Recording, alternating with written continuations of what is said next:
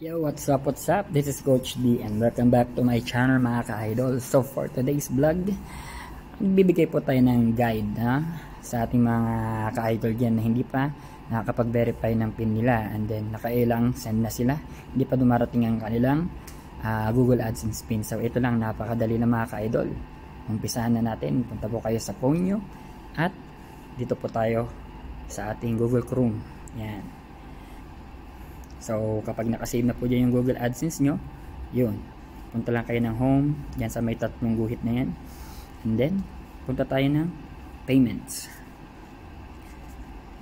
So, pagkatapos sa payments, yan, pupunta tayo ng verification check. And so, nakikita nyo po, hindi pa po verified yung aking Google address. Yan. So, pumunta po ako ng learn more, and then, yan. Hanapin po natin yan yung ating PIN troubleshoot. So nakikita nyo po, yan, PIN troubleshoot natin yan. Then punta tayo sa confirm your email address. Of course, yes, yan. So, sigurado dapat yung email address nyo. And then punta po tayo sa PIN. Yan, sa PIN arrival check. Yan. Sabi nyo po, no, kasi hindi pa natin nati-check. And then sa contact form, yan. Yung form na pipilapan natin, and then after that, lagay nyo po dyan ang inyong Google AdSense account name. Yan, yung account name nyo po. And then yung email address natin, magsistay na yan. Nakikita nyo na pa siya yan direct. And then yung publisher number natin, yan po. Yan po natin ilalagay. So sa publisher number po, wait nyo po at aking ibibigay po sa inyo kung saan po yun makikita, no? So andyan sa Creator Studio lang din po yan, or sa baba ng ating verification PIN. So yan, ito naman po, pipili tayo ng ating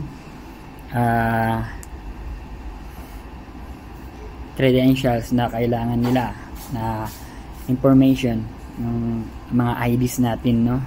Government IDs, kahit na ano po dyan, passport, yan. So, yan po yung kailangan nila para ma-verify yung address natin. So, ang ginamit ko po dito, kumuha po ako ng passport. So, passport po ang aking ibinigay sa kanila, no? So, yun lang po. Ang masasabi ko lang po is, kapag tayo po ay magto-troubleshoot ng ating PIN, dapat po nasa 3 or 4 na beses na po tayo nakapag-resend ng ating request sa ating Google AdSense PIN, no? Kasi pag dalawa pa lang po, di pa po siya magto-troubleshoot. Yun po. So, ito na po tayo. Yan. So, andito na po tayo sa ating passport. Yan. Napili ko na po yung passport ko. And then, after that, punta na tayo, balik na tayo sa ating Google AdSense. Yan. Nag-loading pa siya. So, yan po mga ka-idol. Meron po tayo dyan sa baba, scroll up lang po natin. Scroll up po natin para makita natin yung ating, scroll down pala, para makita natin yung ating submit. Yan.